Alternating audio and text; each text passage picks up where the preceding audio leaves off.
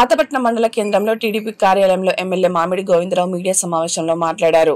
ఆంధ్రప్రదేశ్ రాష్ట్ర కూటమి ప్రభుత్వం ఎంతో ప్రతిష్టాత్మకంగా అమలు చేసిన తల్లి వందన పథకం ద్వారా ఒకే రోజులో రూ. 10 కోట్లకు పైగా అర్హులైన విద్యార్థుల తల్లులలో అకౌంట్లో జమ చేయడం దేశ చరిత్రలో ఒక రికార్డని, రాష్ట్రంలో తల్లికి వందన పథకం అమలు విజయవంతం కావడంతో వైకాపా నాయకులు జీర్ణించుకోలేక ఎద్దేవా చేస్తున్నారని అన్నారు.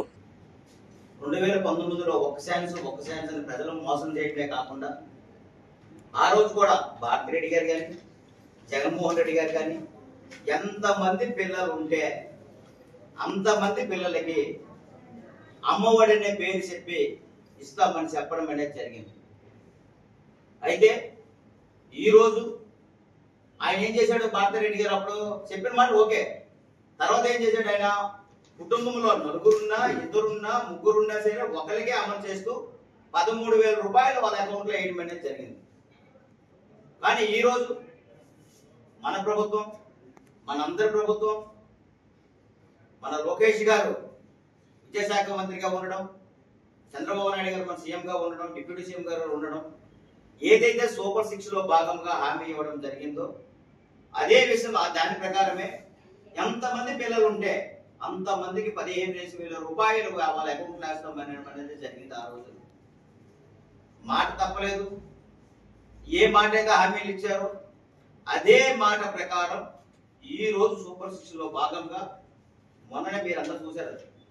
జూన్ 12వ తారీఖున ఇద్దరుంటే ఇద్దరు, ముగ్గురుంటే ముగ్గురు, నలుగురుంటే నలుగురు, ఐదుగురుంటే ఐదుగురు, ఉమ్మడి కుటుంబంలో 12 మంది ఉంటే 12 మంది అకౌంట్లో కూడా డబ్బులు పడడం అనేది ఒక్క తెలుగుదేశం ప్రభుత్వం, ఎన్డీఏ కూటమి ప్రభుత్వంలో సాధ్యమవుతుంది. మీ అందరినీ చెప్తున్నాను. ఈ ఒట్టు చెప్తున్నారు. ఆయనేమో 15,000 ఇస్తానని చెప్పి 13,000 రూపాయలేమో తల్లికి అమ్మఒడి అని చెప్పి పిల్లల అకౌంట్లో వేయొచ్చు, 2,000 రూపాయలేమో స్కూల్ అకౌంట్ కి చెప్పవచ్చు అని చేయొచ్చు. ఎవరు? గత మాజీ సీఎం గారు.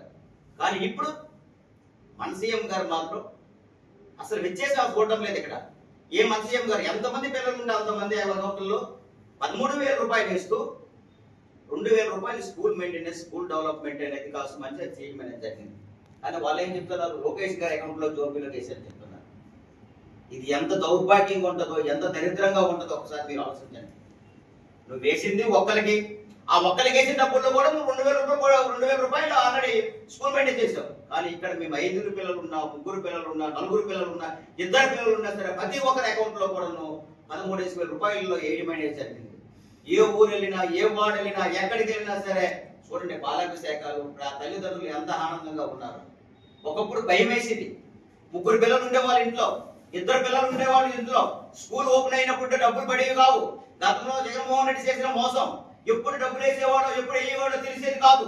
అలాంటిది ఈ రోజు డేట్ అంటే డేట్, స్కూల్ రీఓపెనింగ్ రోజు జూన్ 12 అంటే ఆ 12 తారీఖు పిల్లల అకౌంట్ లో డబ్బులు పడ్డాం.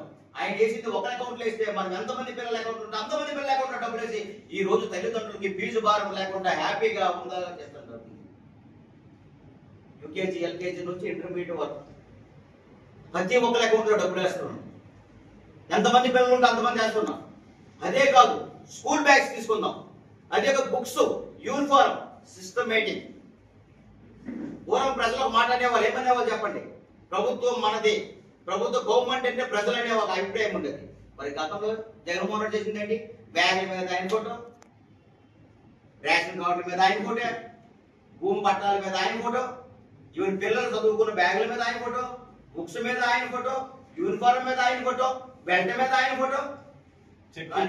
ఇప్పుడు మీరు ఒక్కసారి వెళ్ళి మీరు చూడండి, అక్కడికి వెళ్ళి ఏ బ్యాగుల మీద ఫోటో ఉండదు, ఏ బెల్ట్ మీద ఫోటో ఉండదు, ఏ బుక్స్ మీద ఫోటో ఉండదు, ఏ యూనిఫారం మీద ఫోటో ఉండదు, పట్టాదారు పాస్ పుస్తకం మీద ఫోటో ఉండదు. గవర్నమెంట్ అంటే గవర్నమెంట్ ఉండాలి. గవర్నమెంట్ అంటే అర్థం ఏంటి, ఒక సీఎం అయినా, ఒక ఎమ్మెల్యే అయినా పార్టీలకు అతీతంగా ప్రతి ఒక్కరికి సమానం ఒక ప్రజలు. కానీ ఆయన చేసింది ఏంటంటే ఓటేసిన వాళ్ళకే ఆయన ఫోటో. ఇది ప్రక్షాళన, దారుణం. లోకేష్ గారి పైన నిందలు పోయడం మీద దారుణం.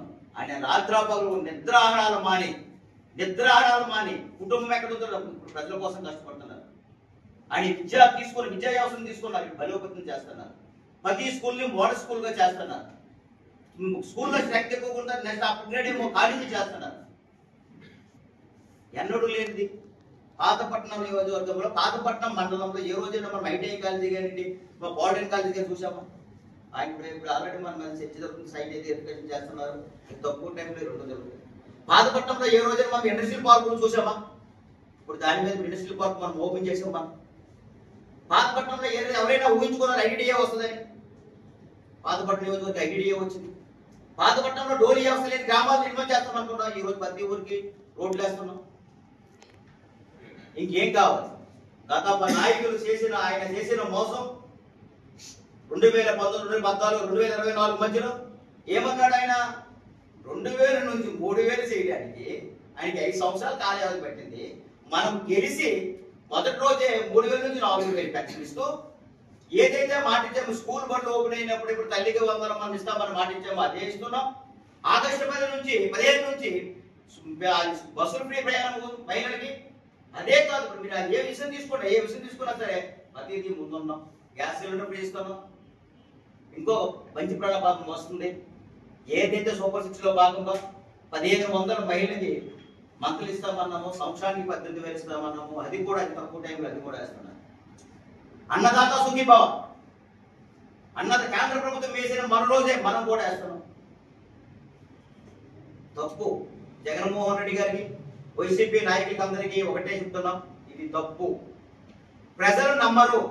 మొన్నటి వరకు ట్రోల్ చేశారు, తల్లికి 100 ట్రోల్ చేశారు. ఎక్కడికి వెళ్ళిపోయారు మీరు? తల్లికి 100 మీకు 15,000 అన్నారు, ట్రోల్ చేశారు. ఏమైపోయింది? ఏం మాట్లాడరేమి? నా నియోజకవర్గంలోనే ఒక ఉమ్మడి కుటుంబం ఉంటే 12 మందికి వచ్చింది. ఒక తండ్రికి 4 పిల్లలు అయితే 4కి వచ్చింది. ఒక తండ్రికి 5 పిల్లలు